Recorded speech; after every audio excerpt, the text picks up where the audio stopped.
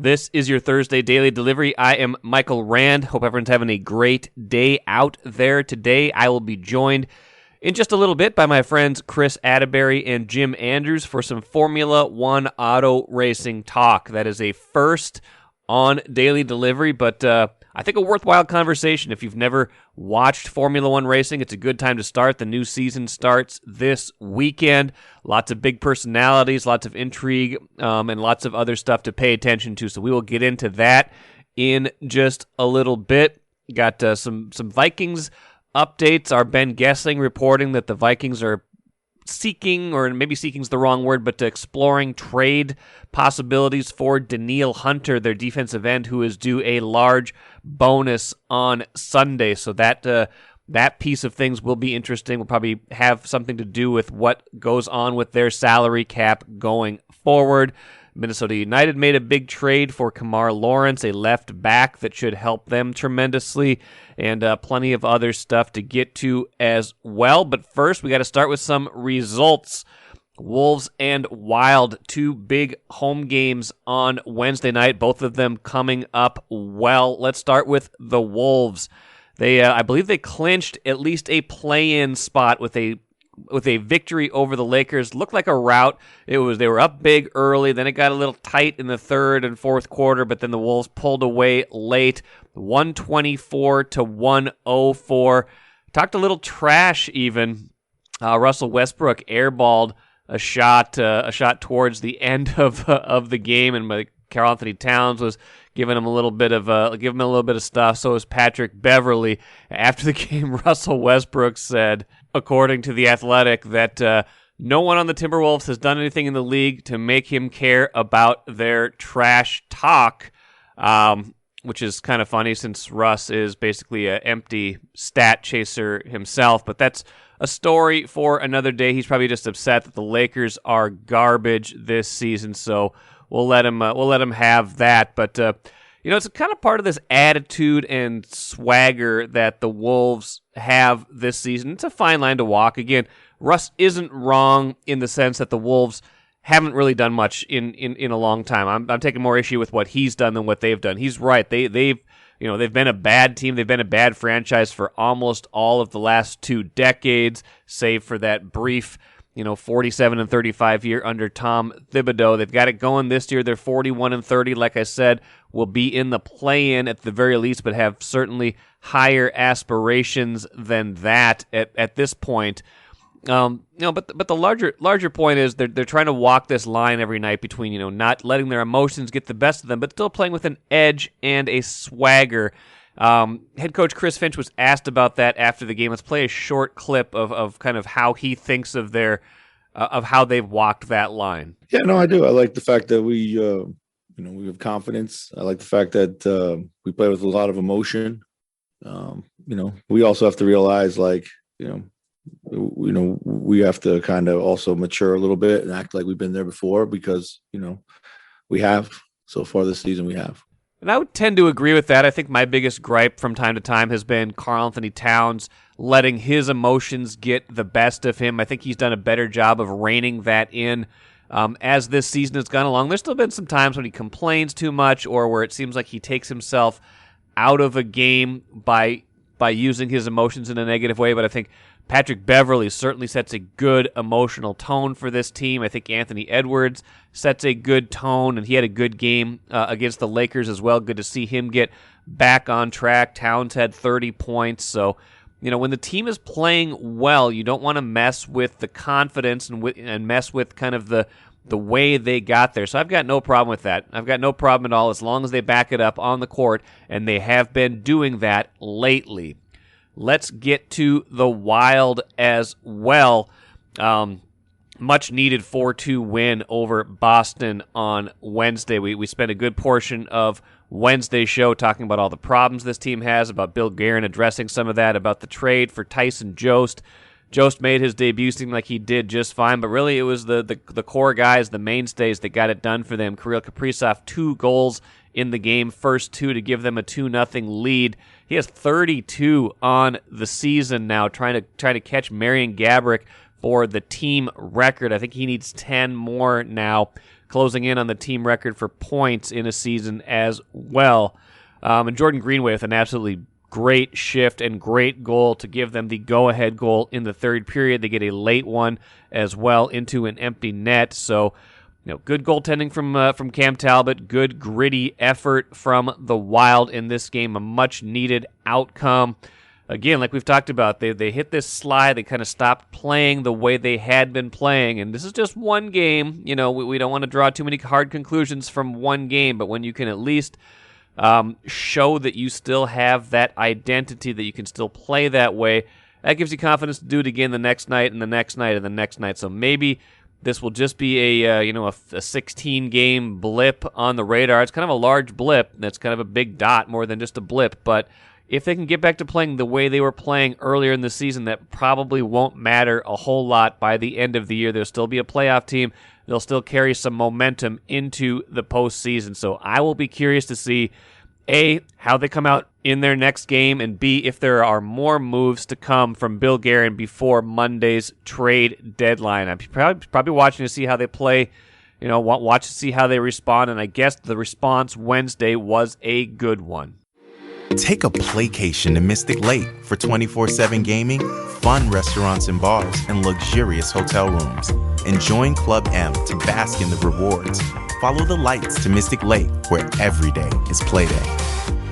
Like I said at the jump, we've got some Formula One talk coming up, but first, the debut of the Daily Delivery Dancers.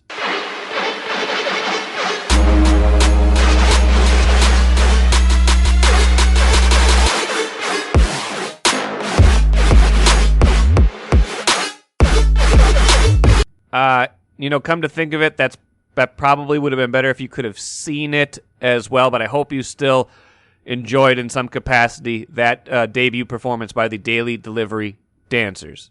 Special treat on Daily Delivery today, aside from the dancers, Jim Andrews, longtime friend of mine, Kris Atteberry, also a longtime friend of mine, and you might recognize Jim as a cookie champion. You might recognize Kris as a voice of the Minnesota Twins, but I know them best, aside from being friends of mine, as Formula One racing enthusiasts, and they have tried to lure me into their world of Formula One racing. I've been resistant, but it's a common theme on our group text, so I thought, what better time to have you guys on to talk a little Formula One than right now? The season is first race is this weekend in Bahrain. Qualifying starts testing and everything's been going on, and then there's the qualifying Saturday, the race itself on Sunday. So welcome, gentlemen. I hope you guys are ready to talk some F1 racing.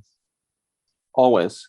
When you said give me 20 minutes to talk about F1, I couldn't have been more excited about that. That's all I ask for of anyone, And I find it amazing that you've never once asked me on to talk about anything that I actually know about. And now I get to come on this famed program on the same day the dancers debut, and I get to talk about a sport that I'm just a fanboy of. I know. I mean, it's like we have so many Twins people on our staff. I could have had you on to talk Twins at any point, or Stanford sports or Montana basketball, anything of that nature. But Formula One seems appropriate. And I'm just curious. Like, I know this is a very popular worldwide sport. It's got some audience in the United States, but how did you guys get into watching? How did you guys get into F1 racing? Because it is out of the mainstream a little bit. It's not a ball sport. I'm a ball sport guy. How did you guys get into this? It's in your name. So yeah, you are a ball guy. I'm a ball guy. I got into it because of the Netflix show. I think a lot of people started to, in the States anyway, with the Drive to Survive series on Netflix. Just kind of, it's the NFL, or it's the F1 Hard Knocks, basically. Makes a lot of drama around F1, kind of gives you a good idea of the process of the weekend. You talked a little bit about qualifying, about how important qualifying is and the races. So that's how I got into it, and then just started watching races, and then really went overboard with it. But I enjoy it so much. It's great. Yeah, and the timing of it too, right? And the Netflix series certainly is the catalyst for a lot of people like us around it. It's become a talking point. You can read about it in the Atlantic. You can, find people discussing it, and the Netflix series has a lot to do with that. For me, what it satisfies is a fan urge that takes me back to when I was a kid. In Montana, we didn't have a pro team. So coverage of sports pre-internet was so different, right? Like everything was distant.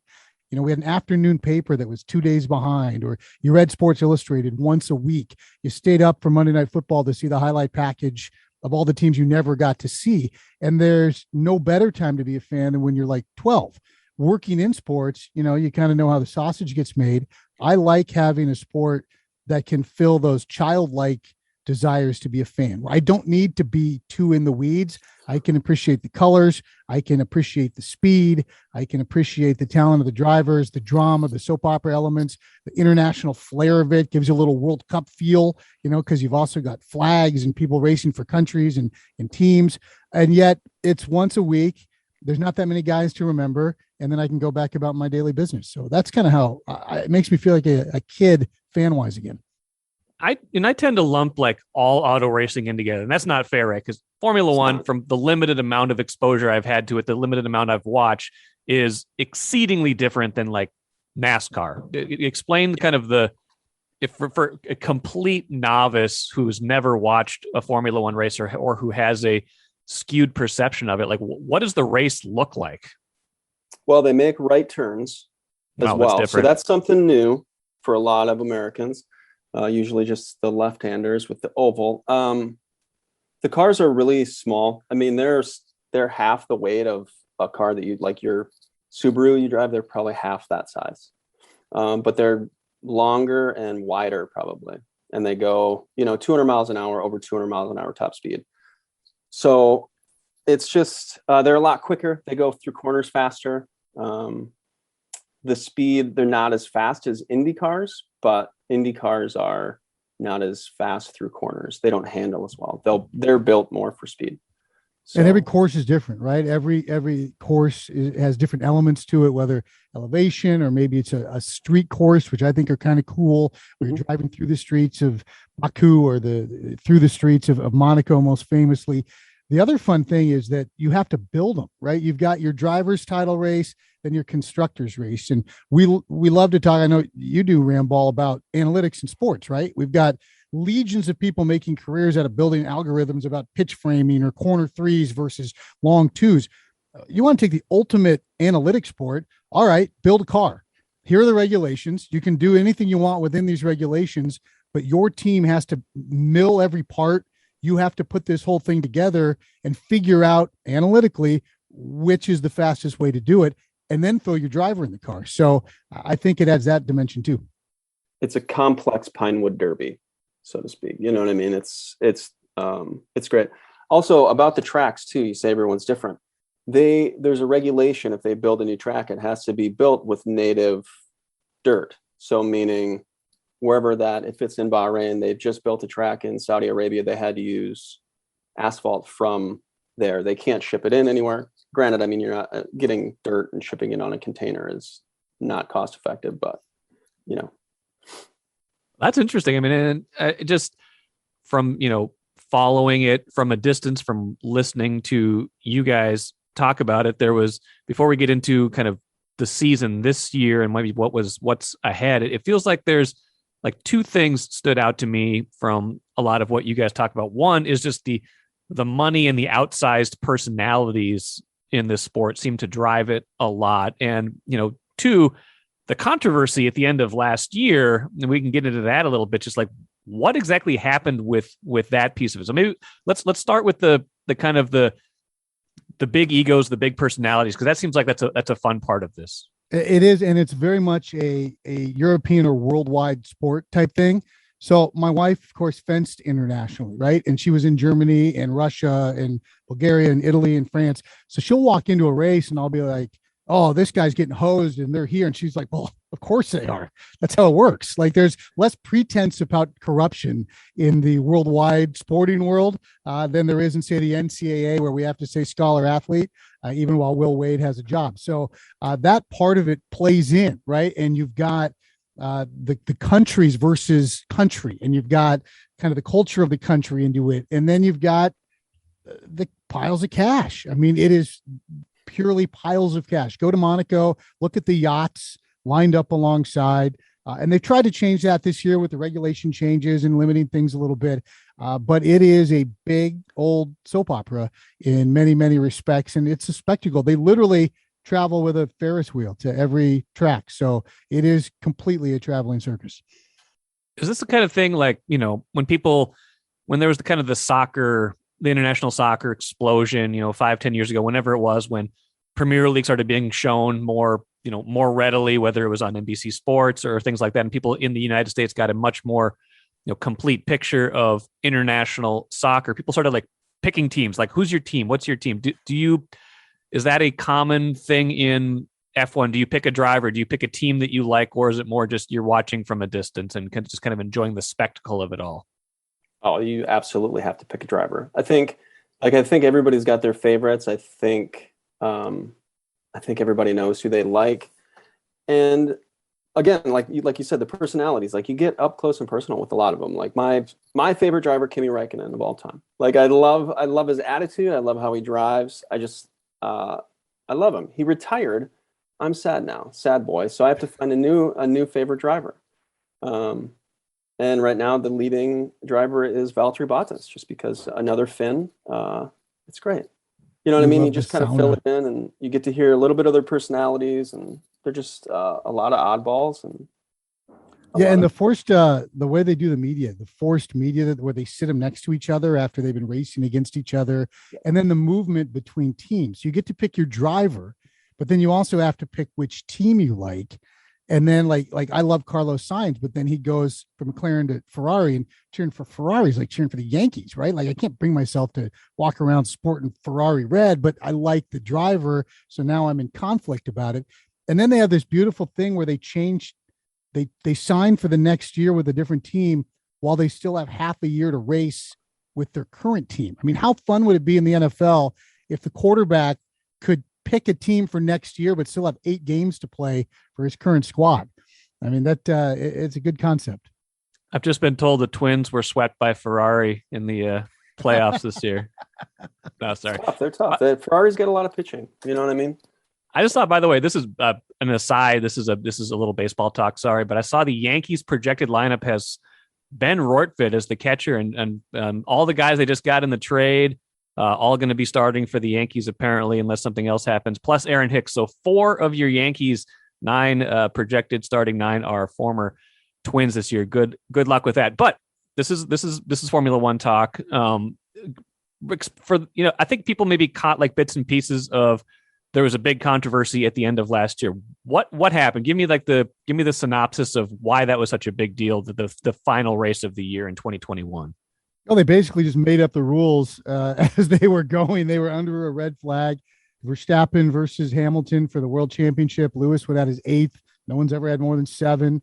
There was a red flag for a crash. And there was a lot of lobbying of the race director. You can also go back to earlier in the year in Spa, where they just kind of made up some new ways to allot the points in a rainstorm. And again, that's the one where if you competed in any sport across Europe or internationally, you're like, of course, that's how it happened. But it basically, Red Bull felt like they won it fair and square. Mercedes felt like they got robbed. I tend to lean on the got robbed side of how that all went down. But it's made for great TV, and as great as that Netflix series has been for the explosion of the popularity of the sport, it certainly looked like a very scripted television ending to the season. Even my 12-year-old at the time was screaming when it happened.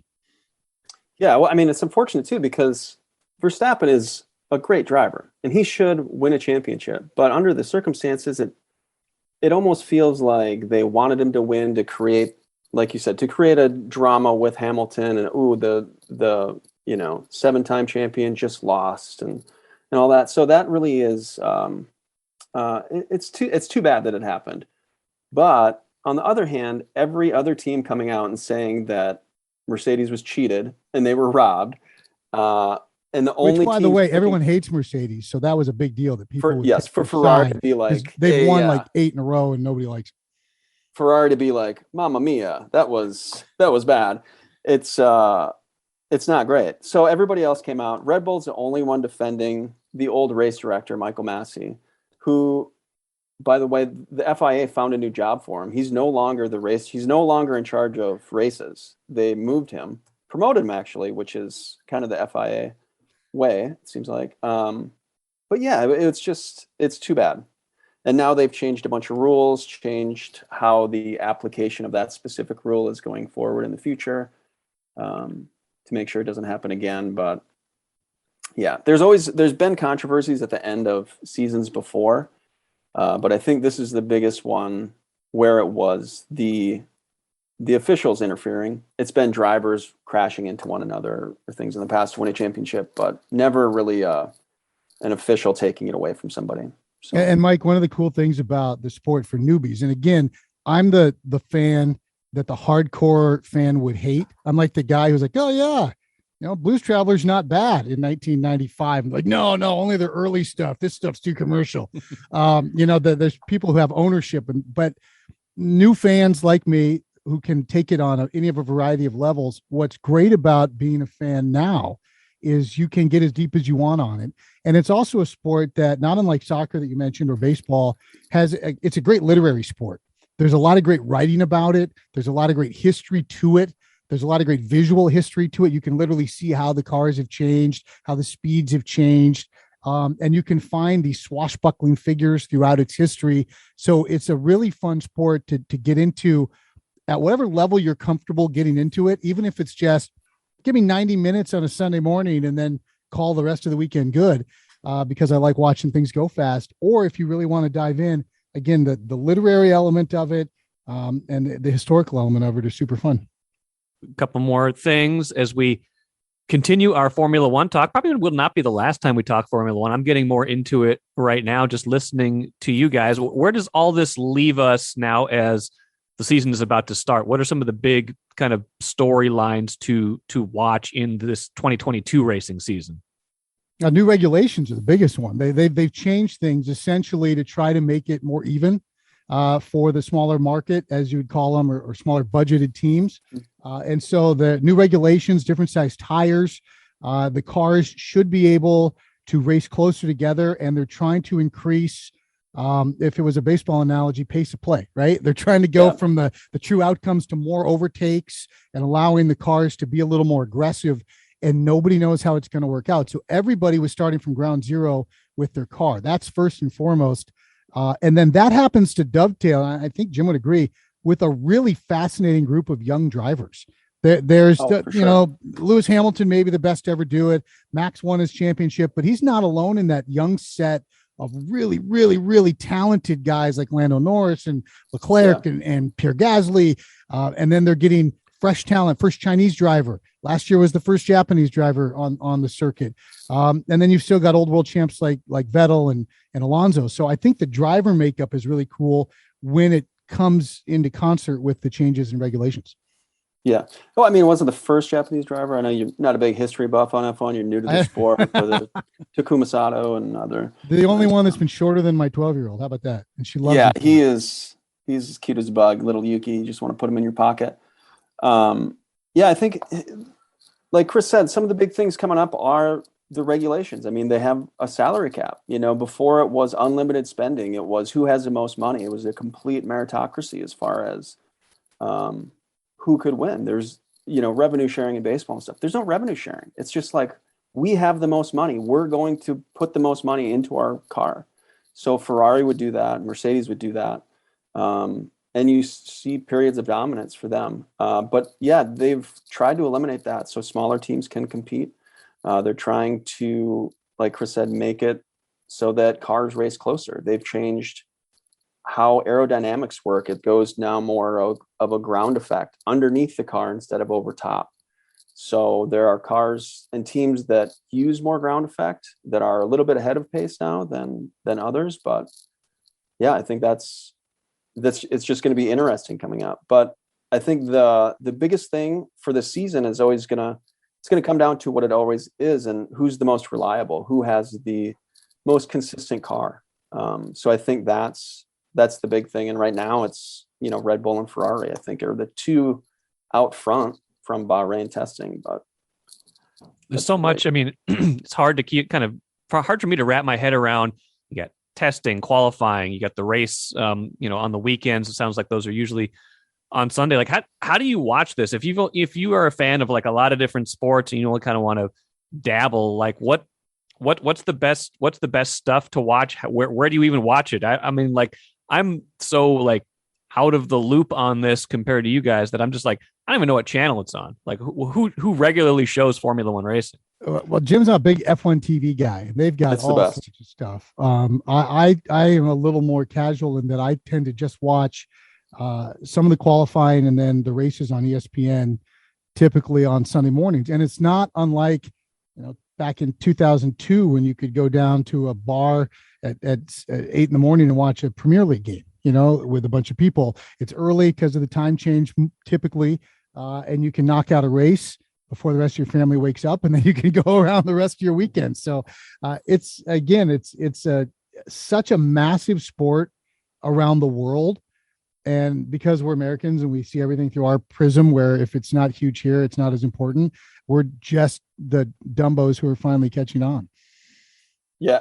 I mean, I started watching a lot of the practice sessions. So they have 3 practice sessions before qualifying, and those are great. If you're in a work from home situation, you can record this stuff. You have to record it because it is in Europe, it's in the Middle East, it's all over the world. So it's on at 2 or 3 in the morning. But it's live. If you're an insomniac, F1's a sport for you. But you record it, and then you can watch practice sessions, and it's an hour and a half of cars driving around a track, and it's pretty boring. But they talk a lot about what's going on in the sport. Driver changes, rule changes, drama between drivers. That's the thing. I mean, all these guys have such big egos. There's always drama of, well, he did this and he said that, and this guy did this in the last race. And it's the best. It is the absolute best. And the broadcasts are great because you get the radio transmissions of the drivers yelling at each other about different things.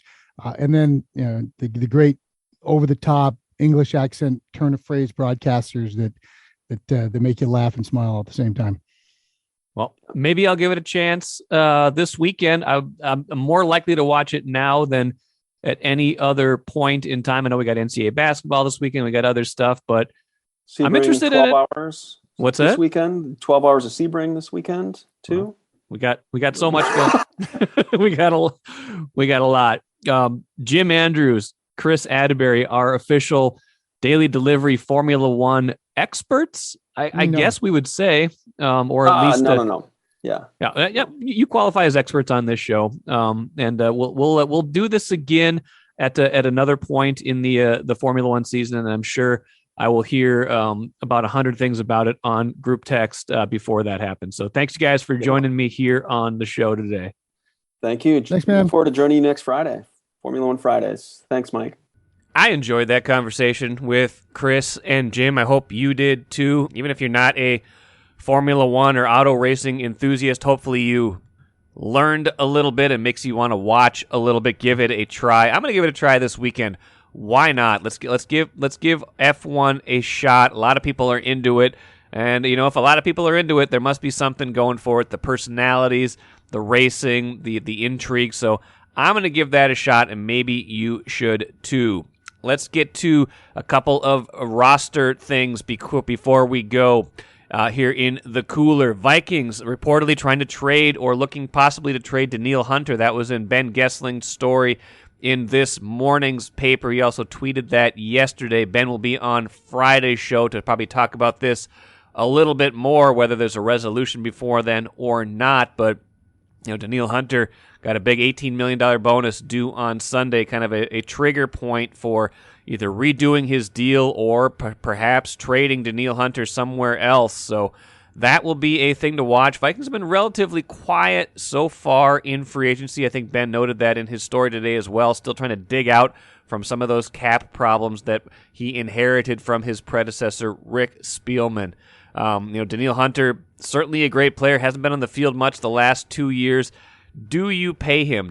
How do you deal with that? And, there hasn't been much of a big change. Is this going to be the first big change? We will see, and that resolution should come sometime before Sunday, because without it, they can't really do much else in free agency because of the salary cap.